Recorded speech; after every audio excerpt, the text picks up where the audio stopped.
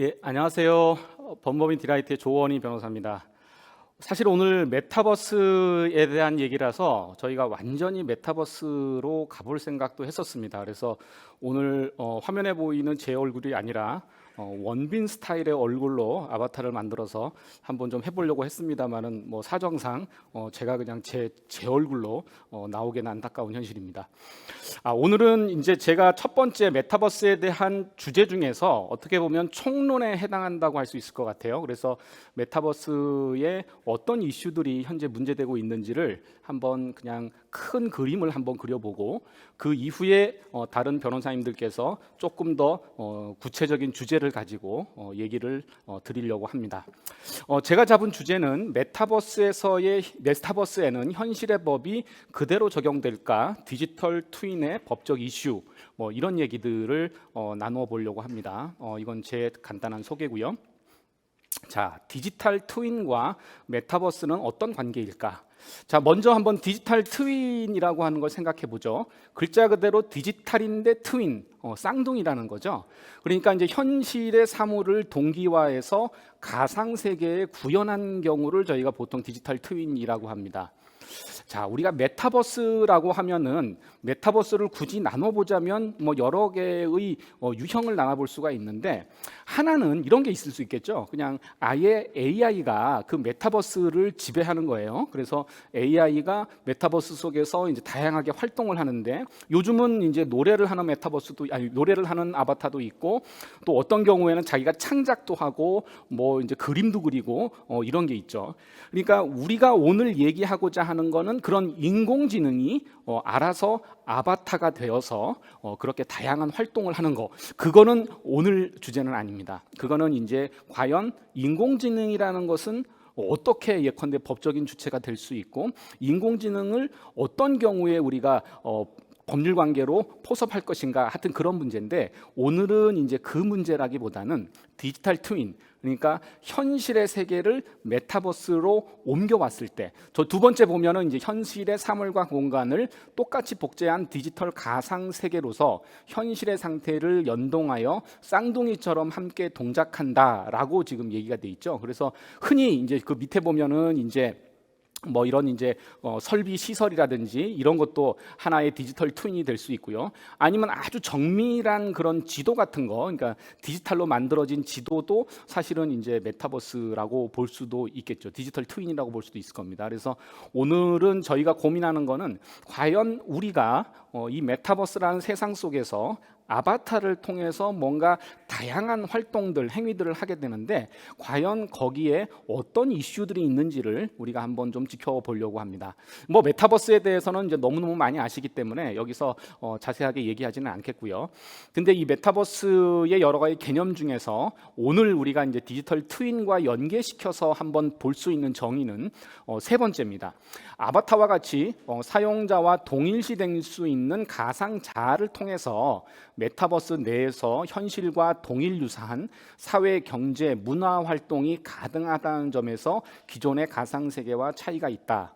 이게 중요하죠. 그러니까 결국은 메타버스 내이기 때문에 뭔가 가상 공간인데 보니까 현실과 동일하게, 거의 동일하게 사회, 경제, 문화 활동이 가능하다는 거예요. 그러니까 예컨대 내가 쿠팡에 들어가서 물건을 사는데, 제가 현실 세계에서 앱을 가지고 쿠팡에서 물건을 사는 게 아니라 메타버스 속에서 쿠팡이 만들어 놓은 메타버스 상의 상점에 들어가서 물건을 사게 되는 거죠. 뭐 어떻게 보면은 상행위가 일어난다는 점에서는 똑같을 거예요. 그리고 한편으로는 내가 TV 앞에서 예컨대 BTS가 하는 콘서트를 보는 게 아니라 메타버스에 들어가서 메타버스의 아바타로 내가 공연장에 앉아가지고 BTS의 공연을 본다. 그러면 분명히 뭔가 다르지만 사실은 이 아바타, 개인의 입장에서 실제 리얼 월드에서 하는 활동과 별로 그다지 차이가 나지 않는 그런 활동이 있을 겁니다. 그래서 결국은 디지털 트윈을 메타버스의 한 부분으로서, 그러니까 메타버스 내의 현실과 연동에 초점을 준 그 관점이 오늘 우리가 얘기하는 그런 이야기들의 주된 주제가 될 것 같습니다. 그래서 기본적으로 디지털 트윈을 현실을 그대로 가상 세계에 복제한다는 점이 부각되고, 메타버스는 사용자가 아바타와 같은 가상 자아를 통해서 가상 세계에서도 현실과 마찬가지 그런 다양한 활동을 영위한다는 점이 오늘 이제 저희가 얘기할 그 내용이다라고 보겠습니다. 자, 과연 그러면 첫 번째 질문은, 과연 현실의 법이 가상 세계에서는 정말 적용될까? 저는 지금 이렇게 제가 리얼 월드에서 제가 이렇게 얘기하고 하는 것들이 여러 가지 이제 법적인 시스템들이 갖춰져 있습니다. 그래서 예를 들자면 제가 지금 강의를 하고 있어요.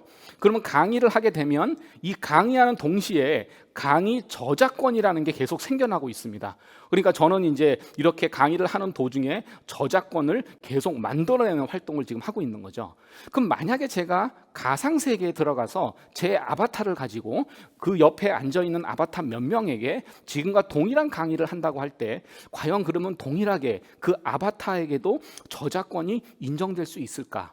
아바타가 아직은 뭐 권리의 주체가 아니라고 하면 뒤에서 아바타를 조종하고 있는 저라는 그런 현실의 사람한테는 그럼 그 저작권이 과연 인정되는 것인가? 뭐 여러 가지 이제 고민들이 많아집니다. 사실은 현실의 법은 법에서 이제 법인격이라고 흔히 얘기하죠. 인격을 부여한 자연인이나 법인 사이의 법률 관계를 적용하는 것을 전제로 합니다. 그러니까 법이라고 하는 것이 법의 적용 주체를 정할 때는 결국은 사람, 우리 자연인이라고 하는 사람과, 또는 법에서 너는 법적으로 어떤 주체의 자격을 인정해 줄게라고 한 그런 이제 법인이죠, 법인. 그러니까 이 두 가지를 전제로 해서 모든 법률들이 만들어져 왔었는데, 과연 그러면 이 아바타는 거기에 사람에 들어가는 거냐, 아니면 사람이 아니기 때문에 아직은 법적인 보호를 받을 수 없는 거냐 하는 그런 문제가 이제 고민이 되는 겁니다. 그래서 결국 오늘 우리가 제가 이제 첫 번째 세션에서 얘기할 가장 큰 이슈는, 과연 아바타가 가상 세계에서의 한 행위를 어떻게 법적으로 해석할 것인가의 문제가 오늘 저에게 주어진 문제입니다. 근데 이제 하나 제가 이제 미리 말씀을 드리는 거는, 혹시 이제 발표를 들으시면서 저 질문에 대한 명확한 해답이 있을 거다라고 생각하고 들으신 분들에게는 정말 죄송한 말씀을 드립니다. 왜냐하면 제가 이제 뒤에서 하나씩 사례들을 말씀드릴 텐데, 아직은 이게 명확하게 정리되어 있는 법률이 있다거나, 아니면 이게 구체적으로 예컨대 법원에서 문제가 돼가지고 여기에는 이렇게 적용됩니다라고 명확하게 제시된 사례들이 아직은 많지가 않습니다. 그래서 여러 가지 이제 사례에도 불구하고 현재는 다양한 논의들이 있기 때문에, 오늘은 제가 그런 사례들을 말씀드리고 어떤 논의들이 지금 있는지를 설명하는 시간이다라고 보시면 될 것 같습니다. 자, 그럼 아바타의 법적 쟁점을 한번 보죠. 자, 아바타, 제가 이제 이렇게 화면을 슬라이드를 쓰고 나서 그래도 너무 슬라이드가 좀 밋밋한 것 같아가지고 뭔가 이미지를 좀 붙여야겠다라고 생각해가지고 이미지를 찾던 중에, 저는 당연히 아바타 하면은 첫 번째 이미지를 뭐로 생각했냐면 저 영화 아바타 이미지를 생각했습니다. 그래서 저 영화의 아바타 이미지를 하나 넣고, 그리고 그 다음에 뭐 제페토라든지 로블록스라든지 여기에 나와 있는 아바타를 하나씩 더 넣어야겠다라는 생각으로 제가 구글 이미지에 들어갔는데, 여기 딱 그런 누가 만들어놨더라고요. 그래서 90년대생이 아는 아바타는 이거고, 그리고 2000년대생이 아는 아바타는 이거다.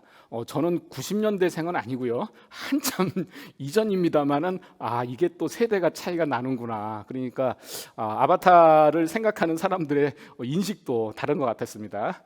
그래서 아바타라고 하는 거는 결국 가상 세계에서의 자아, 그리고 가상 세계에서의 이제 분신이라고 할 수 있죠.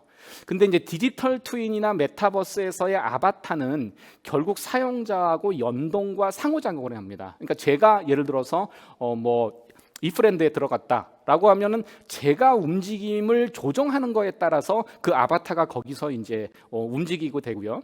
제가 아바타를 통해서 하고 싶은 말을 뭐 구두로 하든 타이핑으로 하든 뭔가 했을 때 거기서 이제 뭔가 행위가 일어나는 거죠. 그러니까 결국은 리얼 월드에 있는 저 사용자와 디지털 트윈에 있는 아바타는 뭔가 상호 연동작용이 있다고 할 수 있겠습니다. 그래서 보통 우리가 이제 캐릭터라는 것을 많이 보죠. 캐릭터는 예를 들어서 제가 뭐 카톡을 한다라고 치면은 카톡의 프사에 저와 비슷하다고 볼 수는 없죠. 비슷한 거 굳이 할 필요 없겠죠. 뭔가 이제 뭐 의미 있는 캐릭터를 만들었어요. 그러면 이거는 하나의 상징을 갖는 거지 나와 어떤 교류를 한다라는 개념으로 그렇게 인식되지는 않습니다. 근데 아바타 같은 경우에는 나와 실제 이제 메타버스에 있는 아바타가 뭔가 동일시되는 측면이 많다는 거죠. 그래서 결국은 아바타와 관련된 행위들을 우리가 나눠보면 아바타 행위, 제가 아바타로서 하는 행위가 있을 거고요.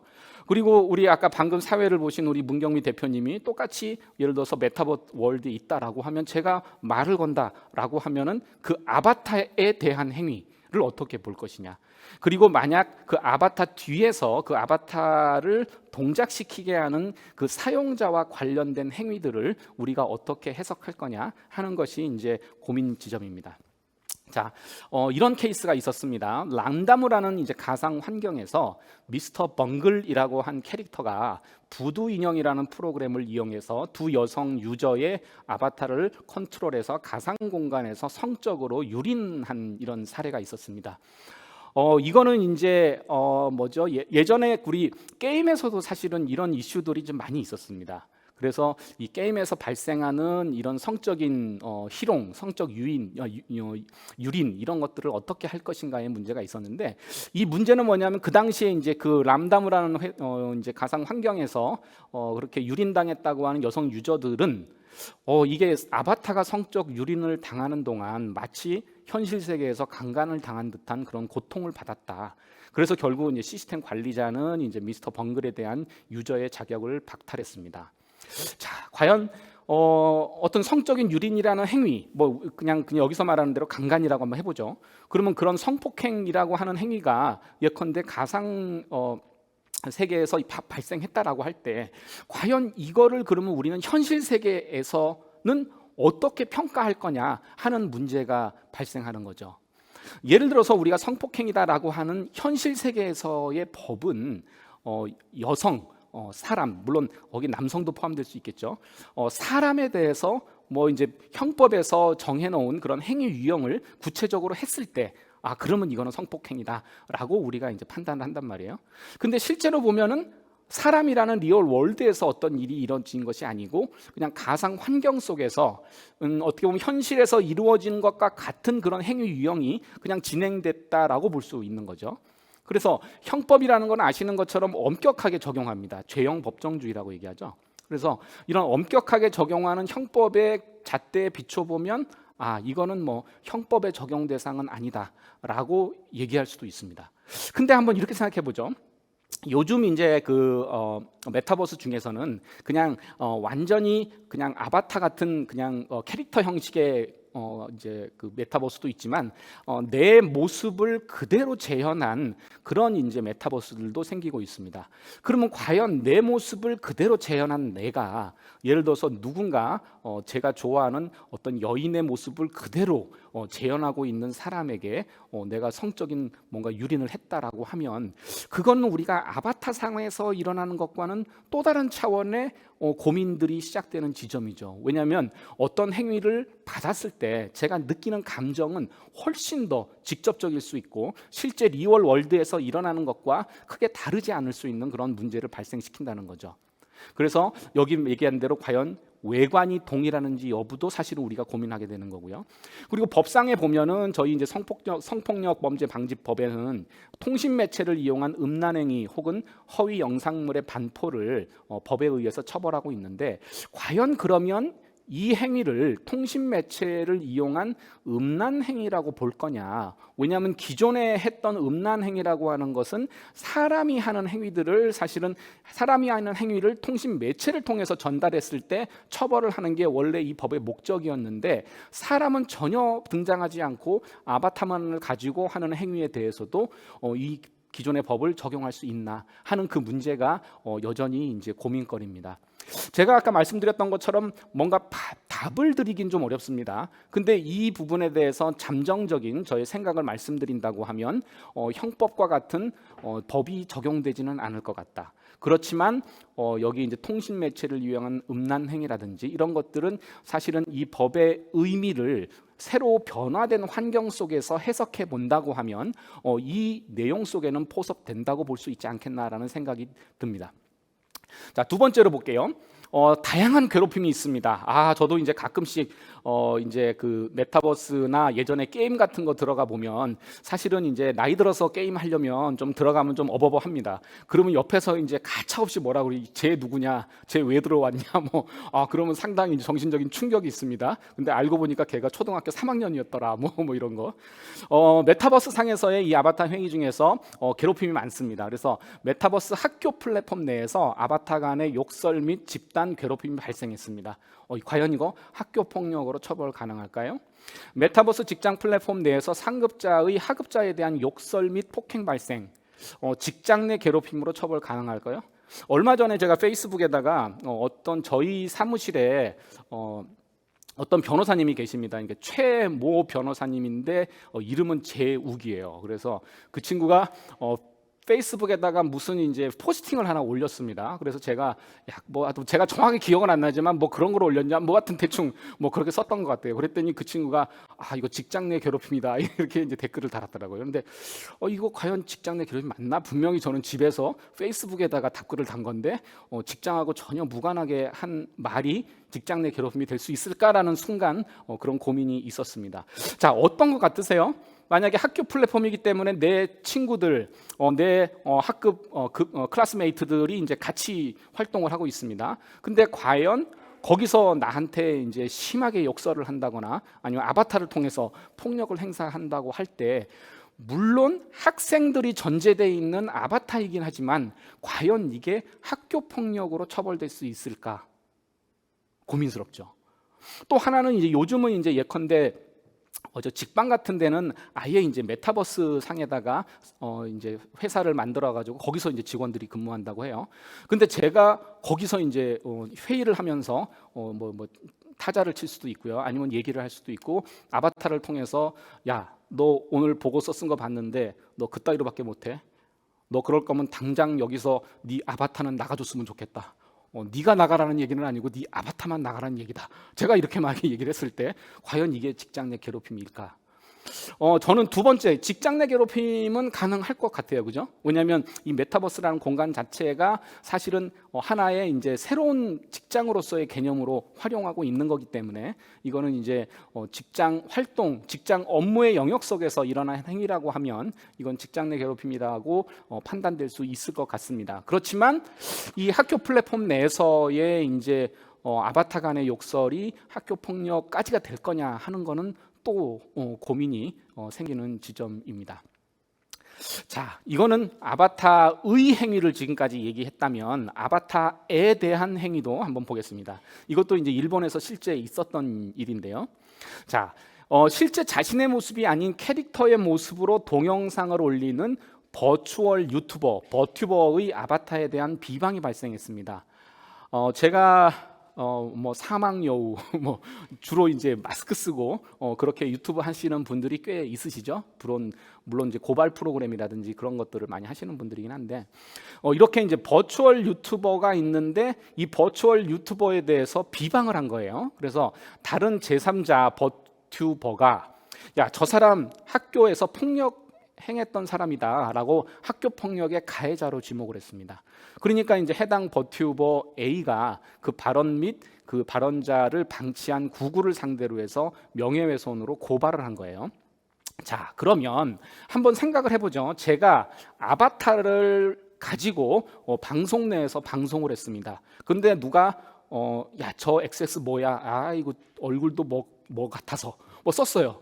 그럼 과연 제가 상처를 입어야 될까요? 안 입어야 될까요? 분명히 내 얼굴도 아니고 저 아바타의 얼굴이고. 그런데 그래서 이 이제 행위에 대해서는 양쪽의 의견이 갈립니다. 왜냐하면 야, 아바타에 대해서 비방을 한 거지 그 개인에 대해서 비방을 한 게 아닌데 왜 아바타 뒤에 있는 그 사용자에 대한 명예훼손이 성립하느냐. 근데 실제 이 케이스에서는 그 아바타의 실제 인물이 누구다라고 하는 게 이제 언론에 많이 알려져 있다고 그래요. 그러니까 일반 사람들도 저 아바타를 욕을 하는 거지만 실제로는 아, 그 사람을 욕하는 거구나라고 일반인도 이해할 수 있었고, 또 그 사람조차도 아, 그게 나에 대한 비방이다라고 그렇게 이제 느꼈다고 합니다. 그래서 이거는 현재 지금 일본 법원에서 실제 심리가 진행 중이고 아직 결론이 난 것은 아니라서 저도 이제 어떻게 결론이 내려질지 조금 궁금하기는 합니다.